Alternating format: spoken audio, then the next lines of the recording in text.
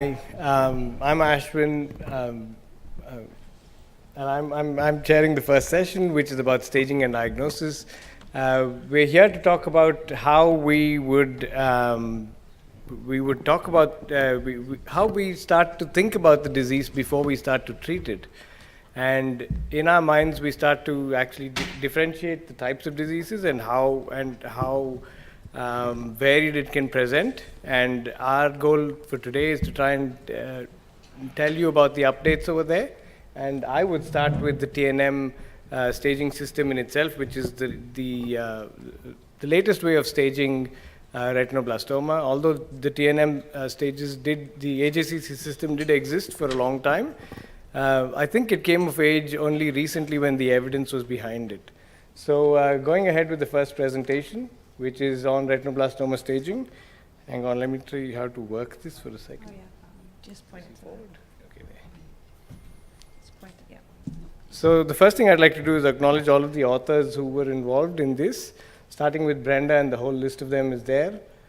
So the principles of the AJCC in itself, this is an anatomical classification, which is an anatomical staging system, which basically means that it goes according to where the disease is and where it's present.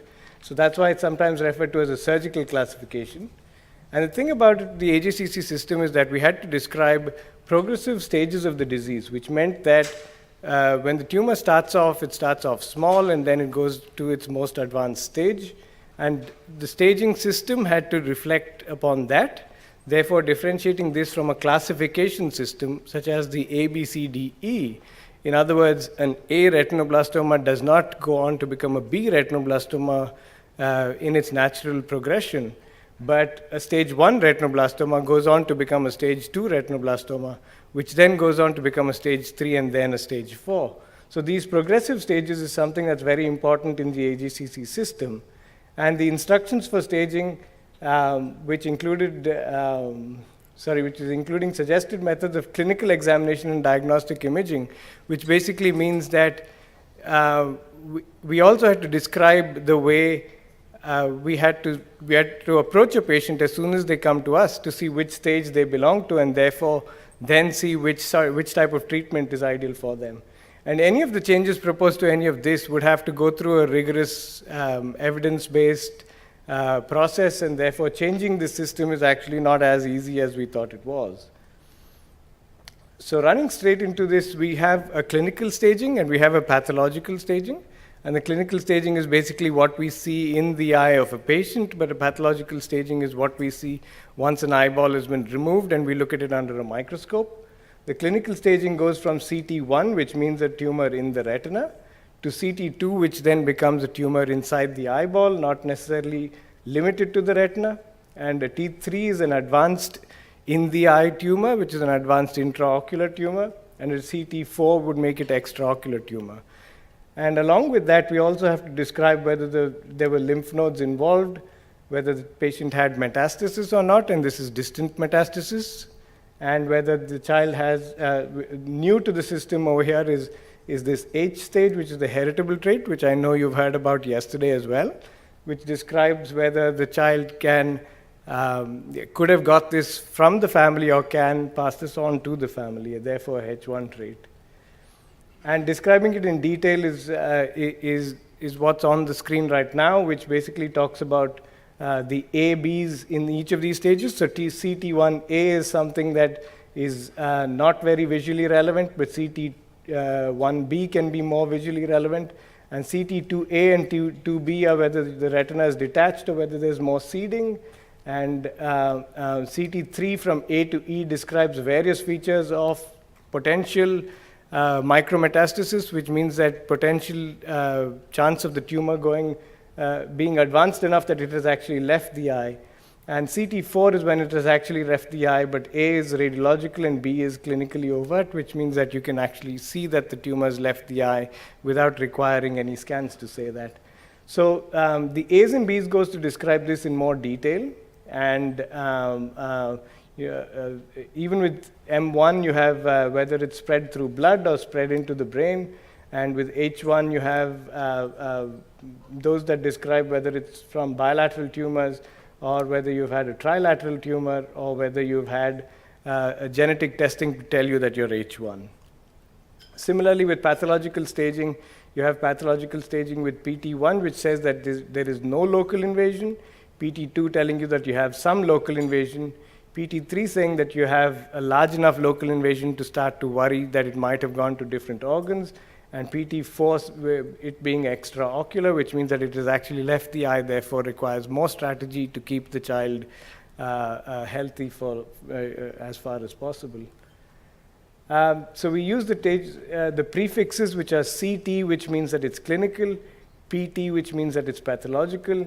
We can, N and M are common for both the clinical and pathological stages, but the prefix of Y can indicate that some treatment was provided prior to staging.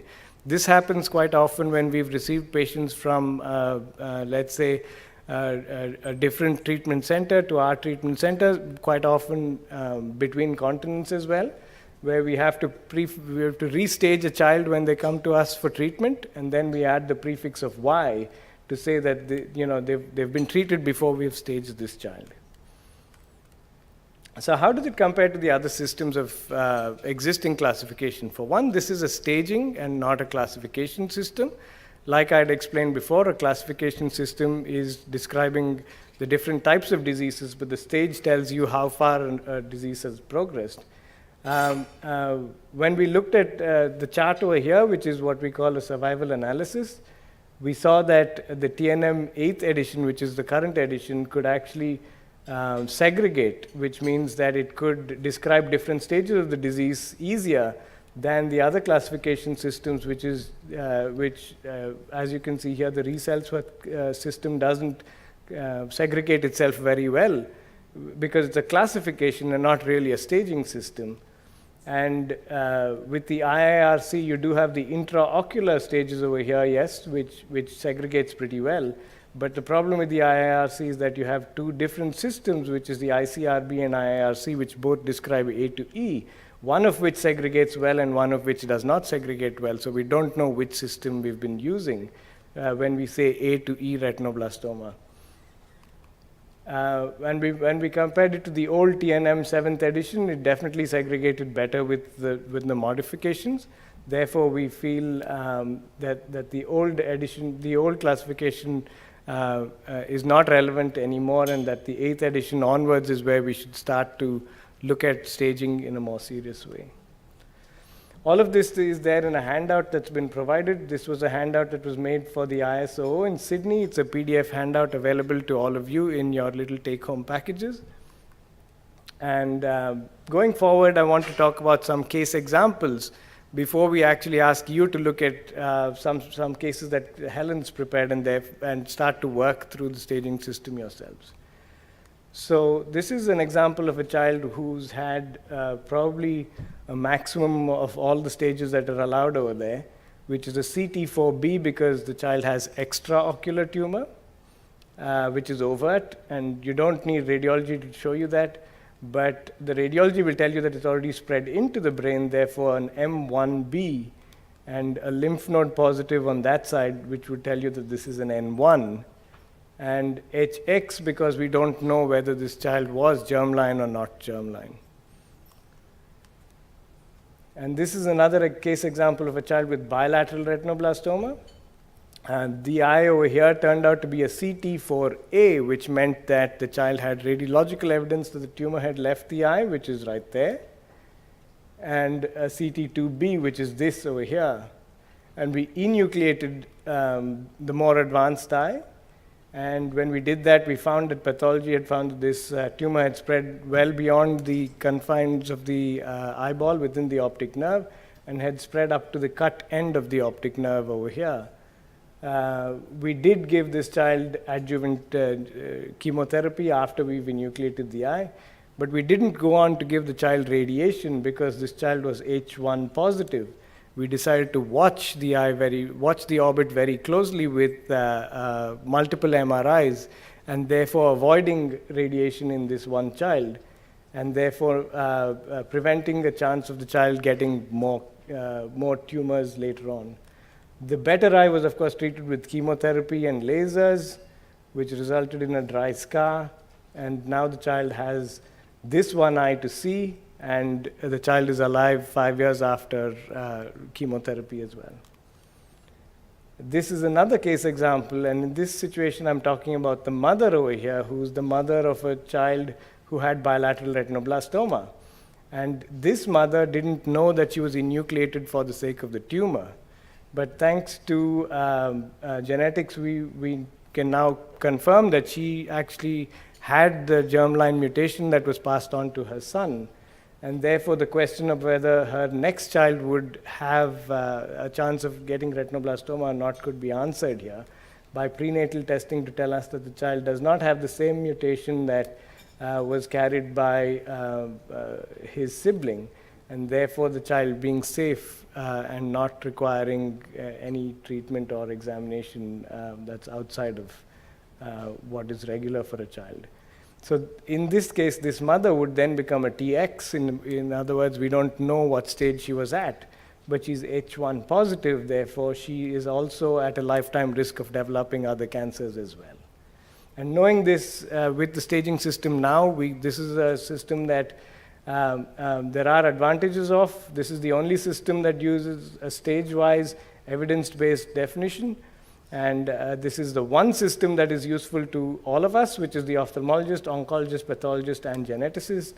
And how is that useful? Because we've included hereditary trait, it makes it incredibly useful in these types of situations that we described. It combines the A to E classification descriptors and combines whatever was part of the international retinoblastoma staging system into one system. And it sorts out the differences, differing definitions of what was a group D tumor, and it better defines what high-risk pathology should be.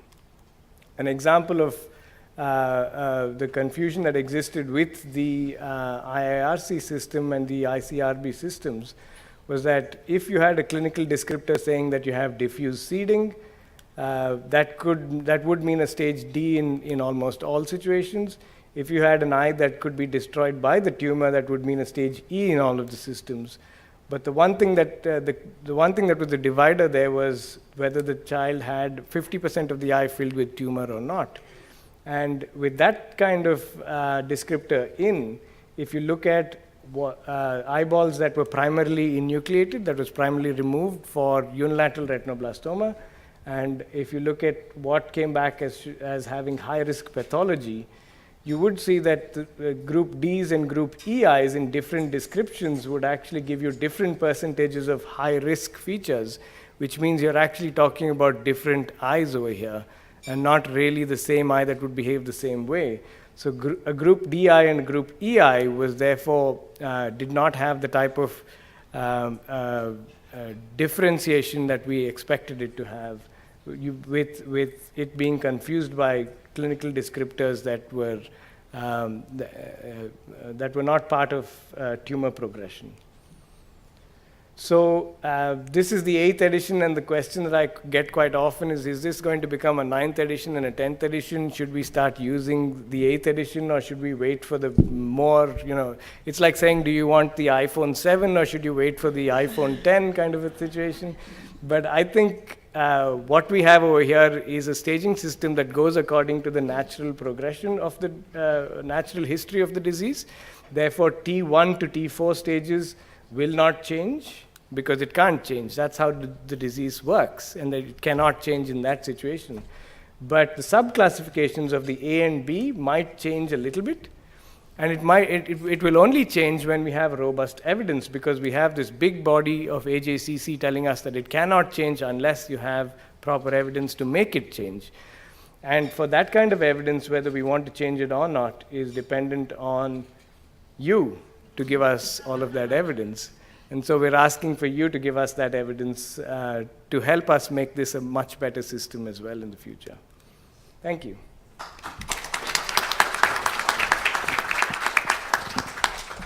So with that, setting the pace and hopefully not being very complicated for the non-physician audience here, I would like to move on to Helen, who will then give us a little bit of work to do. Yes. Thank you. Great, thank you, Ashwin. Okay, so we heard why having a common language is important. Being able to separate out the different types of retinoblastoma can help us compare and build the evidence and see what works for the distinct types of retinoblastoma presentations. But it can get confusing. This language is hard to learn, so I thought we could do an exercise. So if we can pull up my slides, you'll see I've passed around a worksheet. I tried to take everything. Oh, those are the wrong ones. Is there one called activity time? It's a worksheet you all have. Disclaimer, I've never tested this. There may be some mistakes in it that we're going to work through. We'll find that they don't always work. But I've attempted to simplify the TNMH classification into those discrete things. And we're going to work in groups, here we go, through some cases that are written descriptive. I'm not giving you images and telling you figure out if there's retinal detachment or seeds in this. You may or may not know how to do that. But I thought I'd give you written descriptions so that all the features are there, and you could just work down the checklist and see what your case is. And I'm sorry that I only have paper versions here. Could the groups working with individuals that have visual impairment read out the cases and read out the features so we can really be collaborative? So the handouts, I haven't handed out the surprise cases. There are 4 cases. We'll get into groups of 5 to 7 and examine the written case together and use these worksheets to work out what would the TNMH be. So you'll see the first section is for the T classification.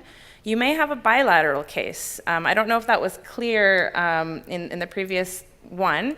You would stage each eye, but the T that you'd put at the bottom for the final would be the worst one. So the worst eye becomes the child's T stage. The node metastasis in H becomes a little bit simpler, I hope.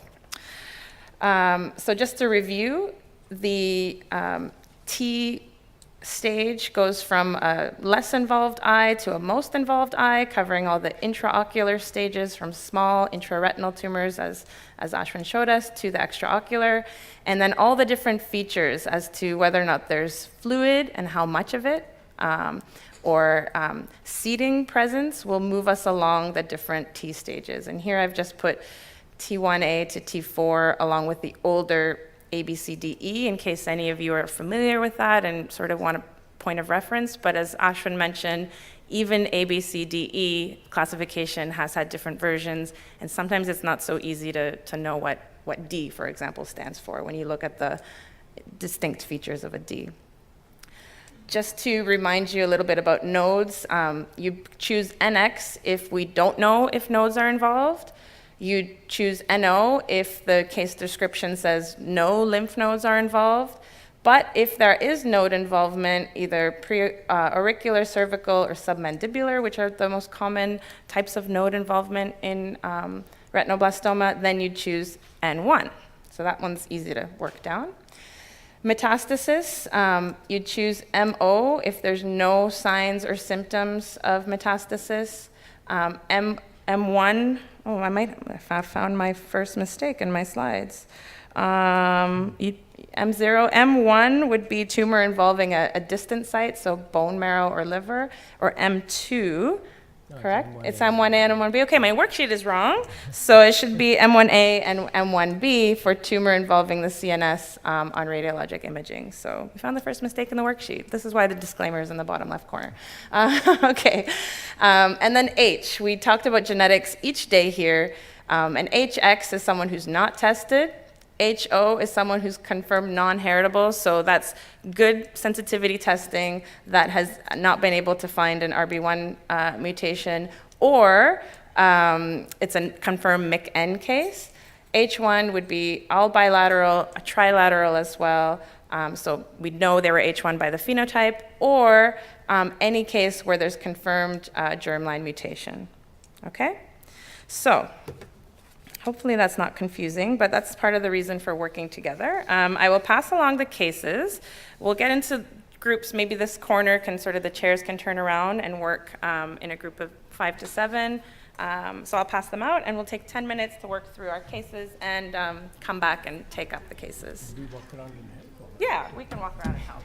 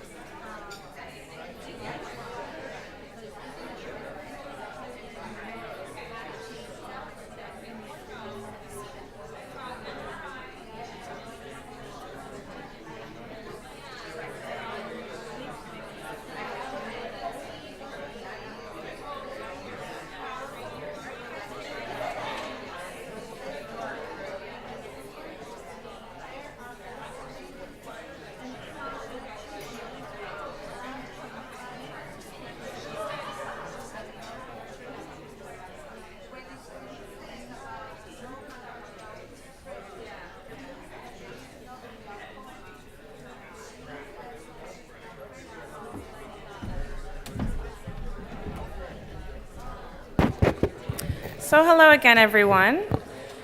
Has that been enough time to assess your cases? Anybody need more time? Okay.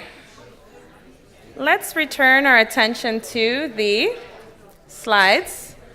You're going to get your case answers now, which I had my cheat sheet up here. Okay. So, who had case 1? Which groups? Okay. Excellent. Okay, so just for the rest of us who didn't have case 1, this was a 2-year-old child who presented with leukocoria in the left eye. The right eye had no tumors, so we know this is unilateral. We're only going to be staging one eye with the T. The left eye has a large tumor obscuring the optic nerve and abundant vitreous seeding. So the seeding should give us a clue as to where on the checklist we should check. But then we also have very high intraocular pressure, subretinal fluid or detachment in the corner of the eye, and the MRI, so radiological imaging, shows us tumor invasion in the left optic nerve and extension into the brain. Lymph nodes not involved. Maternal grandmother present at diagnosis. You notice she wears a prosthetic eye. You ask her how she lost her eye. She says she had eye cancer as a child. So this is positive family history. Okay? So what did you guys say the answer was? Anybody want to volunteer? Case 1? Yes. Oh. If the answer's right, I have to give the credit to Dr. Berry. I may have it wrong on my slide. We'll see. So we have T4A. T4A. NX. NX, okay. M2. M2, yes. Yes, so I put N0 because no lymph node. Did we say lymph nodes involved? Not involved. So do I have it right on the staging, N0 or NX? N0. Consensus, N0 or NX? N0. Brenda? Yes. Okay, all right, excellent. Good job, good job. Okay, so far it's working okay. I should have patented this tool. Okay. Okay, case 2. Case 2. Yes.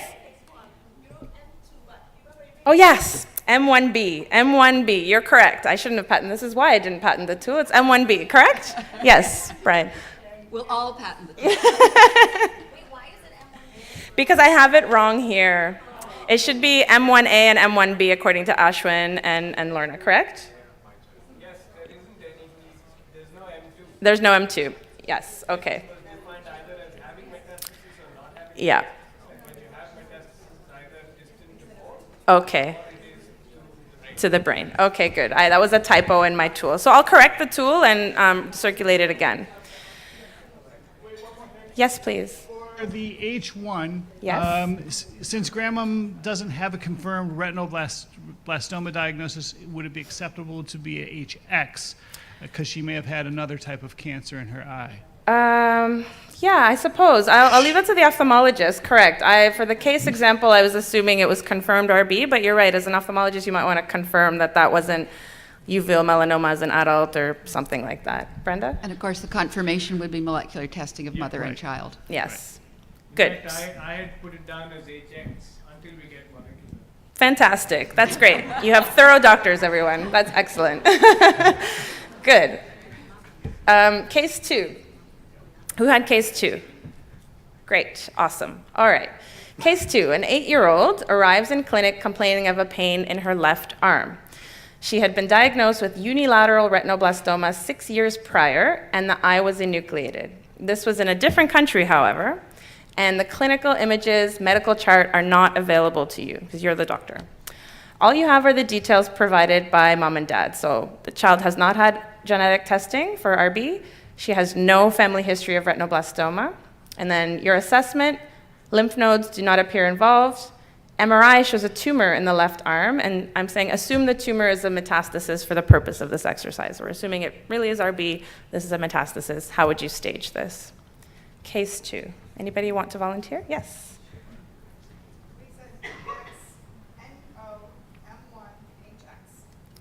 Right, TX, NO, M1A, we'll say, right? And HX. Any, yeah, oh good, I see some, yeah, good job. Fantastic. Any comments on this one? Okay. Case 3. Anybody have case 3? Yes, great. Okay, so this one is a bilateral child. So you have to stage both eyes and then choose the worst one.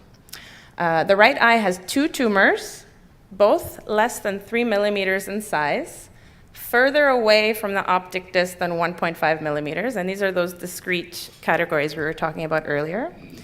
There's no subretinal fluid, no seeding.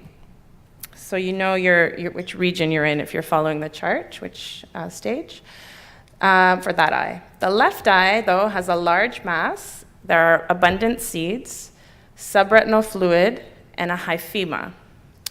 Lymph nodes do not appear involved, and there are no signs or symptoms of metastasis.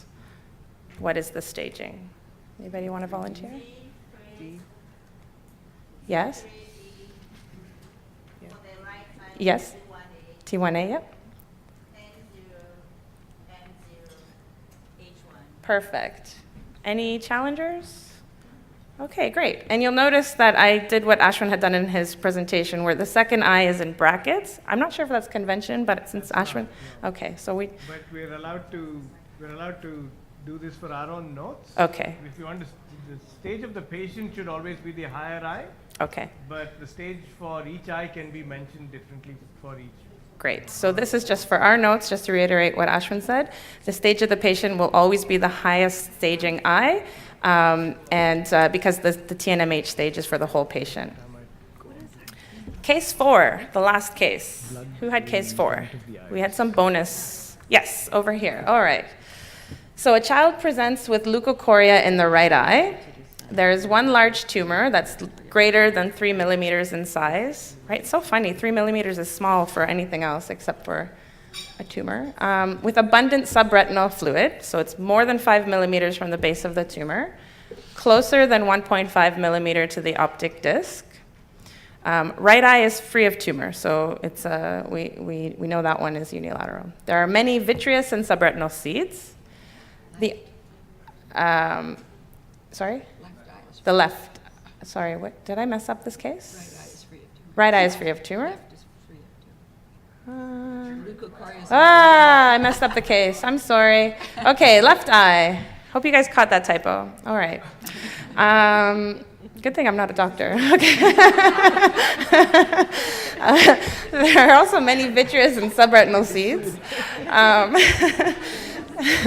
The eye otherwise appears normal and has normal intraocular pressure. So there's no evidence of lymph node involvement or metastasis. The eye is enucleated. A sample of tumor, along with a sample of a child's blood, is sent to a lab specializing in high sensitivity genetic testing. 2 mutations are identified in the tumor. When the blood is screened for the same mutations, they are found to be present. So they are not found to be present. They are not found to be present, yes. So the tumor has 2 mutations, the blood does not. It's high sensitivity testing. Case 4, answer?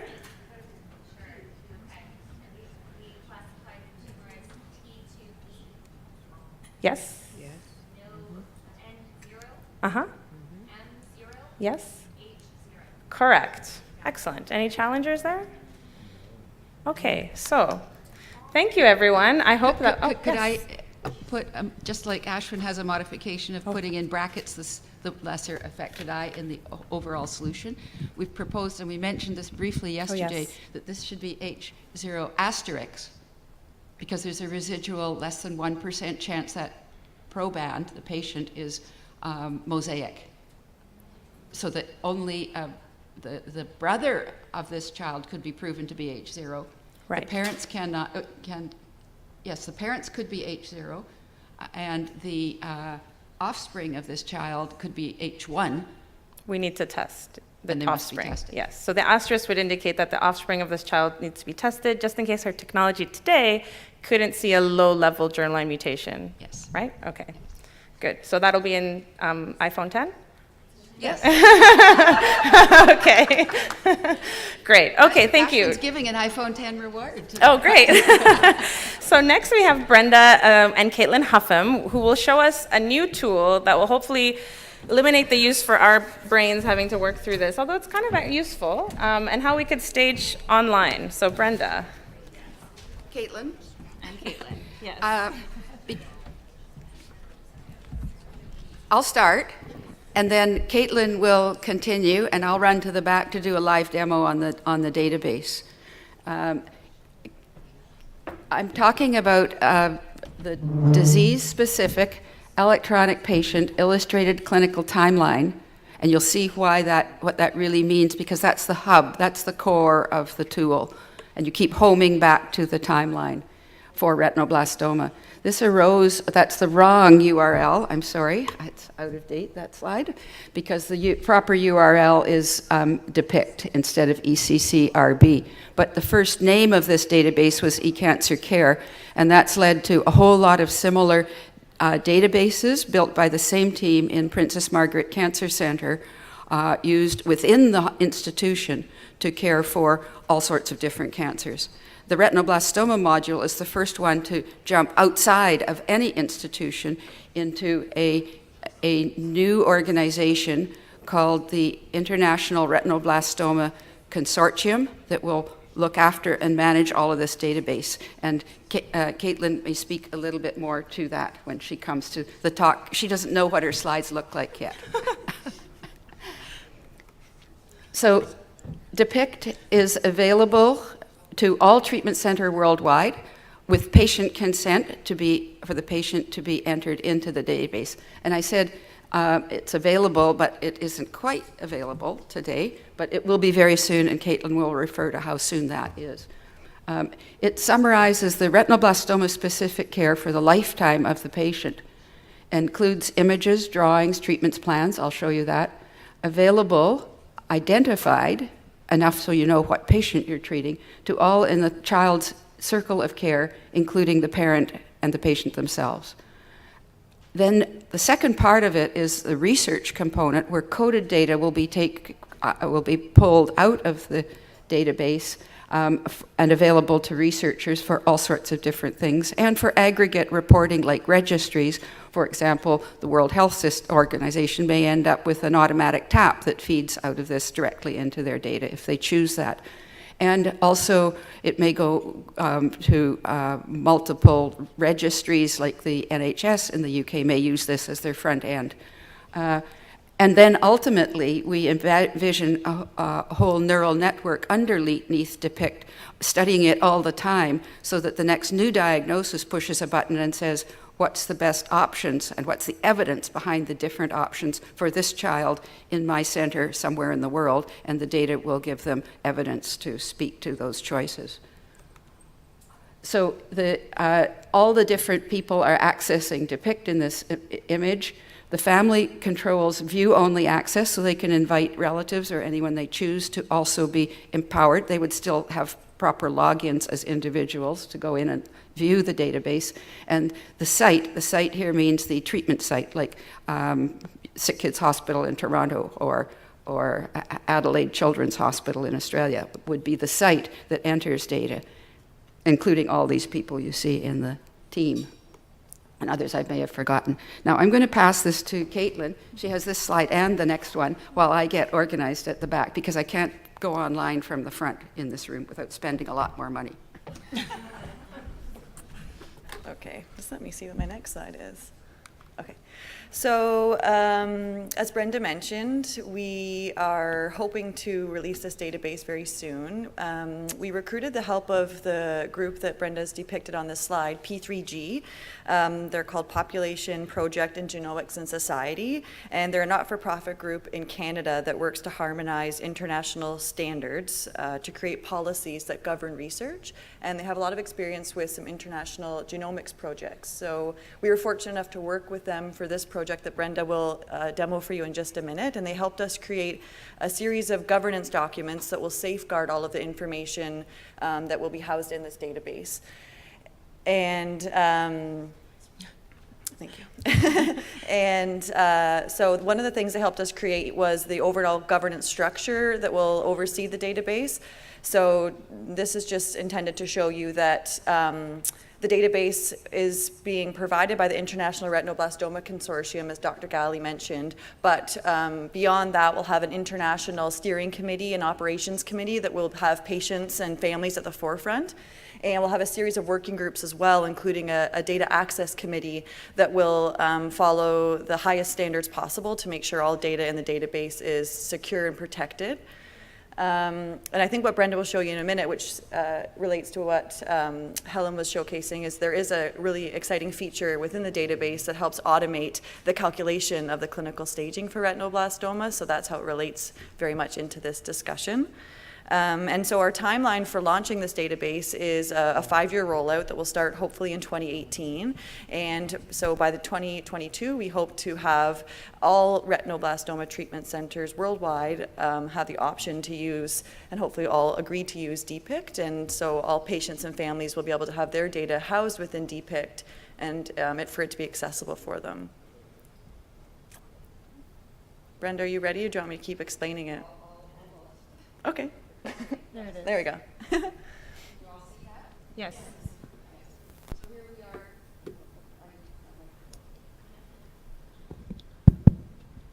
Here we are in the database.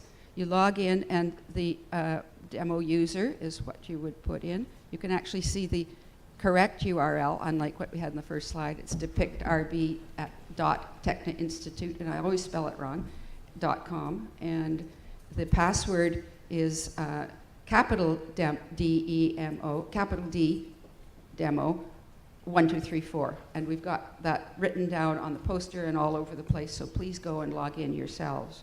And you can actually enter a patient into it yourselves. So I'm going to log in, I hope. Yes. So here we are. These are, most of them, real patients, because it's very hard to make up a retinoblastoma patient accurately and have data to put in. And the children have picked their own names. They know they're here. They're de-identified in every way for important privacy things except the data. So we'll open up Rod Oliver Twist. And this is what it looks like.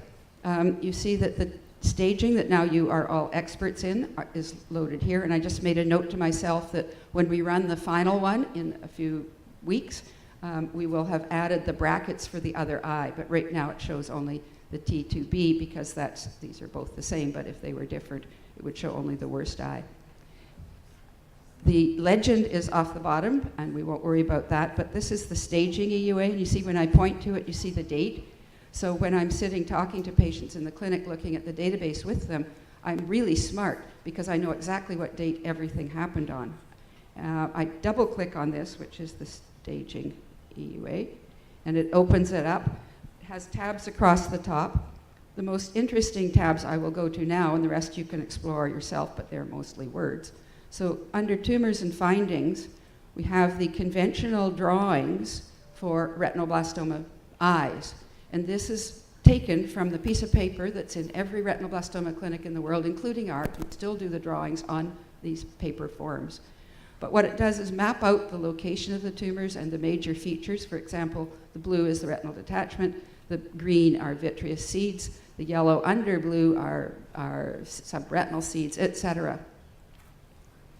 These are done manually, so I'm going to show you how it works by editing and switching to letting me use these different drawing tuples. So for example, I'll pick up retinal detachment and I'll say this retinal detachment was bigger than that, and I draw it like this and it covers over and it goes all over. Oops, it stopped. I'm going to draw it again. If I let go, it makes it a different entry and it tells me where I've drawn it. So it actually, you can see over here are the vector coordinates, because these are both vector coordinate drawings. Although I need to draw one object and then close that or save it and go to the other eye, but it knows which eye I'm on just by where I put the pointer. I'm going to cancel that because that wasn't true for that eye and go over to procedures. And what I'm going to do here is not correct. We wouldn't actually do this for reasons, special reasons, but pretend that I decided to laser. I'd pick up the laser tool and I would show exactly where we'd put laser burns. We don't enter every burn because there may be hundreds of burns, but we would record, and we'd record which type of laser. And for example, we might use any one of 3 different wavelength lasers for this treatment. And that becomes part of the record. And if I jump back here and save and close, that takes me back to the timeline. And these symbols are focal therapy, laser or cryotherapy, and they're attached to each eye. This is chemotherapy, and that affects the whole child, so the line goes across both eyes and the whole patient. This is the genetic testing. It's not quite completely entered here, but you'll see we referred to this yesterday. This would be the lab sensitivity, which is important for every report saying you have if you find an H1, knowing what it is and it's real is fine, but if your score is H0, what was the sensitivity of the lab that did the testing? If it's 70%, then maybe it's not a valid, useful result. And then here we've just described this mutation. But if we'd said that we had studied tumor, it would give us options to put in all sorts of other details of the other mutations that might have been found and might be relevant in the future to care. So I'm going to go back to the timeline and show you again from the staging EUA what those tumors looked like at the time of staging. You saw the drawings. So we'll go over here to images, and we upload images of any different kind, including the ultrasound, for example, with its measurements, or the tumor in the eye looking like this. And then I go over and look at the other eye, and here's a tumor filling the center of vision in that other eye. So all of those images, any different kind of images, including pathology microscopic images, can be uploaded when you've taken out an eye. Now I'm going to jump over here on this child to a later EUA after all this treatment and look at the results. And here we can see, if we go to tumors and findings, things look a lot different. There's a lot, these are all burns. They're not quite the right color. They're little scars, so we need to perfect our drawing tools better, but you can see that neither eye has a center of vision correctly, which would be here and here. Which eye is the best? Who would know at this moment, but we could, by measuring vision, know. And we'll look at the images of those 2 eyes after this treatment. For example, the right eye now, remember, had very large tumors. Oops. There it is. This, you might worry that that's tumor, but it's not. It's a retinal fold, because when this retinal detachment collapsed down, that formed that fold, and it's always been there, and it's easy to see by OCT that it's a fold of retina, not tumor. And the other eye here, still both eyes have not got perfect vision, but this is going to be the best because it's almost got vision right there, almost got a fovea there. So that's the depict timeline. I'd like to switch back. Wait, can you show us the staging algorithm, like how it works? Sorry, oh, I didn't. Yes, no, don't change it. I'm going to go back and show under diagnosis is where we do the calculation of staging. And so we fill out, essentially this isn't as nicely laid out as Helen has done for you in the exercises. So as we finalize the appearance of this, we'll have the same data, but we may very well pick up from Helen how it was laid out in your forms, your data forms. But these, we don't ask the clinicians to come up with the staging. You're smarter than most of the clinicians, so that you've come up with the staging very well by working through your checklist. But we ask the computer to calculate it. So I'm going to make a change in this child. I'll edit, and I'll say that this child, in fact, had massive vitreous hemorrhage. And then I go down here and I say, calculate clinical stage. And it says, do you really mean that? And I say, yes. And you can see that it's turned it into a T3D. It also goes on and does the H1 staging and all the rest. So this makes the data very robust based on the raw evidence. And when we come to that 9th TNM, we'll have a lot of data underneath this that will correlate with outcomes to make improvements in the next version going forward, particularly when we have every child in the world on the database. I'll just switch back to the slides up there. Yeah, but you can just go to the other computer. Just start at that one.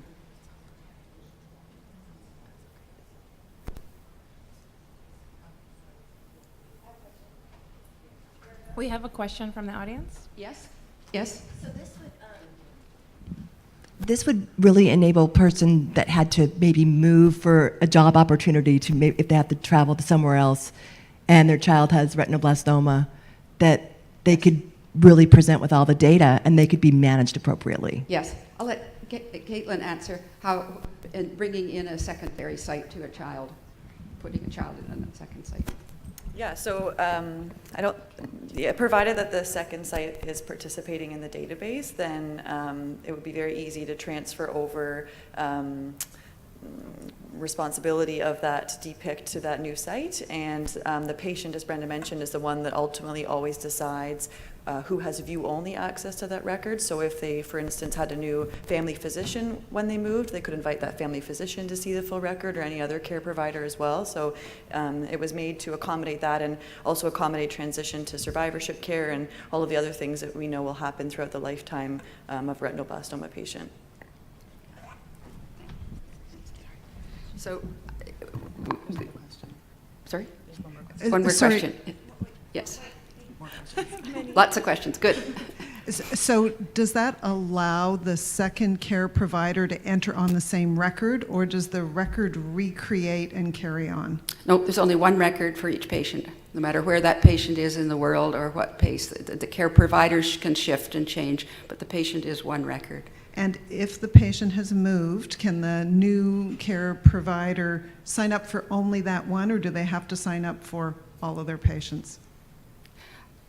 We haven't exactly addressed that feature, no. We would hope to recruit them for all their patients, but they could choose to only have that one, but we would recruit them as a site because the data is still under the custodianship of the institution, and so we'd have to go through all the documentation for that institution to allow them to have even one patient.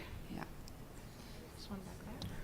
Brenda, question for you. So as a parent whose child is currently going through treatment and a military family who moves around, is this something that we need to advocate for at our different treatments, or is everybody already kind of on board with this? No, you're the first people seeing it this close, although we've talked about it for years and years and years, but it was always a dream, except in sick kids. We've used it for 15 years in sick kids inside the institution. But yes, that's exactly, would be absolutely perfect, yes. Yes. All right, we have a question from the live stream on as to whether or not this will include survivors, so older folks. Will this include data? Yes, this is for the lifetime of the patient, and so ultimately the life clinic, as we learned much better words yesterday, about the whole long-term follow-up for particularly H1 retinoblastoma survivors, that they're planning and follow-up as evidence supports different follow-up plans can change and shift, but it'll all be in here and they can be there forever. We have children in here, some demos in there when you go and look yourself, some have 17-year follow-up in the database. I have many questions.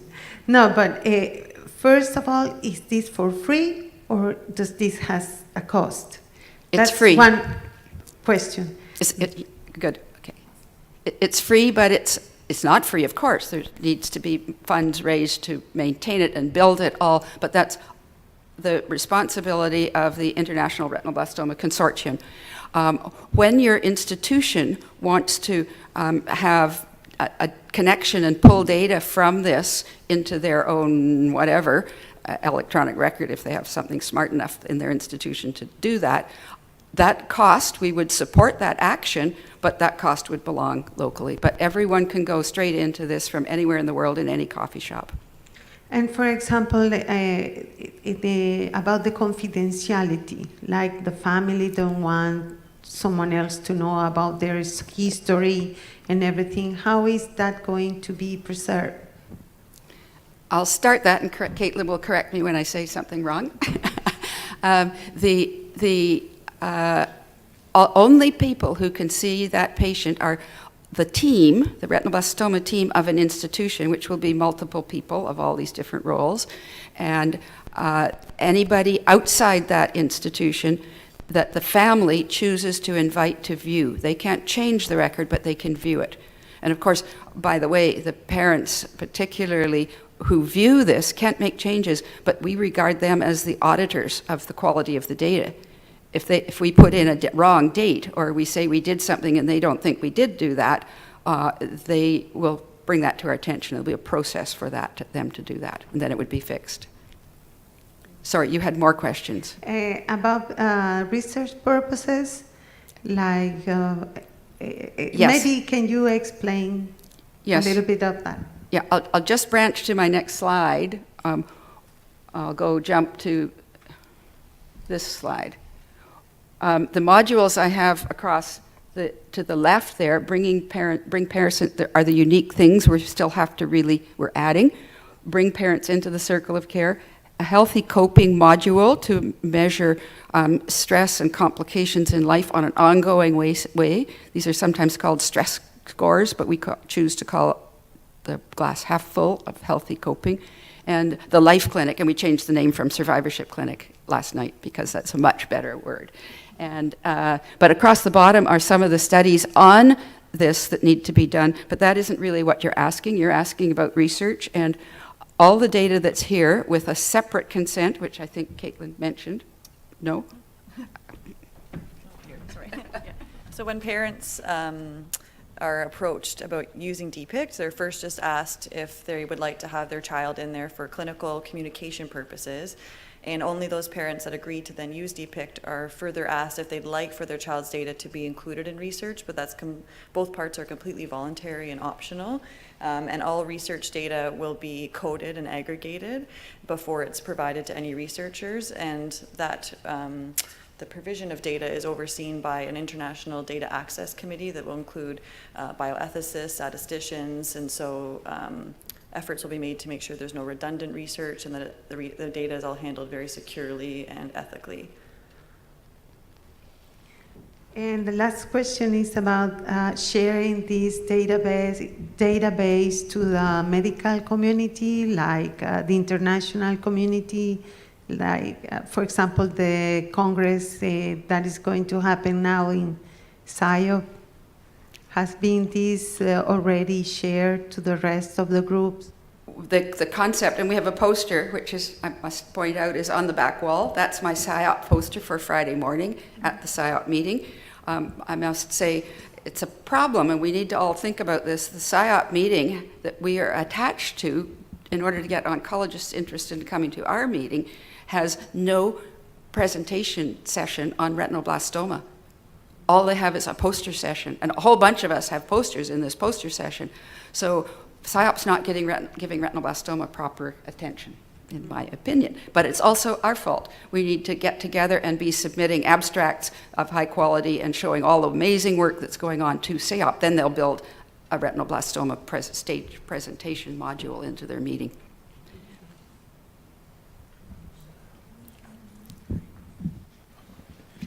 It's a really nice presentation, a powerful tool, and very carefully, thoughtfully put together. Thank you. So my question is, in addition to the research safeguards that you mentioned for ethical use and so forth, is there a central validation process? I'm thinking about, investigators using this. So is there validation of accuracy of staging, for example? Is there a stage built in for that? No, there is not, and I think we could do that, because when they have drawings and pictures, we could question the staging if we had another committee doing that. But that would be a little invasive of the practice of medicine, I think, at this moment in time. So that we've not considered that. The validation would be the parents who view it and say, this doesn't look right to me. And now you're all educated. You can do TNM 8th edition staging, all of you, so you can go and look at it and say, wait a minute, they're talking about vitreous seeds, but I don't see any vitreous seeds. They didn't mention that to me, and why is, but we have not formally thought of that, and I think we wouldn't go there now, because that would be invading the practice. Right now, we want the clinicians to practice care exactly as they do it. We're not directing anything. We're offering a service to enhance communication across the whole circle of care. Well, census. Yes? Countries or institutions have the password. Will it be specific to a country or to an institution, or it will be practitioner specific? It's not practitioner specific, it's retinoblastoma treatment site specific. You could define that as a country, and we might in Canada be defining Alberta as one site because they have one electronic record system, as opposed to six, which is one hospital. It could be for a small country, the whole country could do it, and maybe UK would be that way because the United Kingdom, England has two treatment centers in Birmingham and London who aren't represented here, I think. Is that correct? Abby's representing England, but she's not physically in this room. But I think that if the NHS regards this as their entry point for their national registry, then it might be, the UK might be one site. So it's open. But it would not be one practitioner. Okay.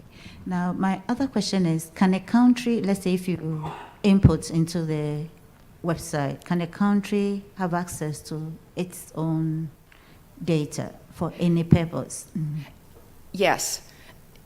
The site can have access to the site. If that's a country, that's fine, but if it's a city or a team within a country, then the government of that country couldn't have access to the data, but the people who entered the data can access their own data for their own research purpose. As soon as they want to do a study between multiple sites, then it comes back to the committee that Caitlin described that will make sure that we'll just put another level of audit on that. But if you've entered the data, you can always get your own patient's data out, but you have to ask for it, and then you're given it in an electronic form. One last question. Do patients have the ability to make a hard copy report of it in case they're going to a country that doesn't have the availability? Doesn't have the internet? Right. Which country's that? Or an institution that hasn't signed up for it. Yes. Can they get a printout that shows everything that they have and it'd be portable with it? We've not considered that. We would probably give it to them on a USB key. Okay. But we will have from each EUA or each session with the patient have a printout into a PDF summarizing that synoptic data and images as a PDF for the hospitals that need to have that data in their files. But it will be a PDF that they can put wherever they want. Brenda, you'd be very pleased to know that our team in Melbourne are already looking at how we can depict in our centre. I have two questions from my team. One is, can we number the tumours? Yes, you can. When you in the drawing process. Yeah. And you can put a label on any Right. tumor, so you can choose to number them. Okay. And then you can go back to and that will attach the treatments to that tumor that you might have done locally, focally. Yeah. Great. And the second question is, we do have a fully electronic medical record and my hard copy RB file that I keep separately. Who do we speak to look at, because obviously we don't want to be entering data twice.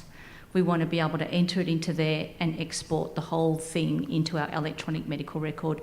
Who do we speak to look at how is this going to be facilitated?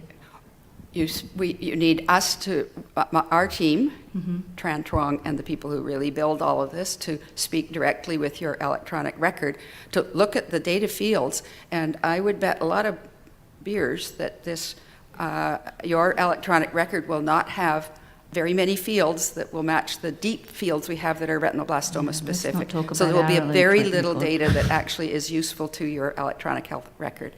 We're just starting EPIC, this wonderful program to run the Hospital for Sick Children, and we're all sure that the Hospital for Sick Children is going to crash.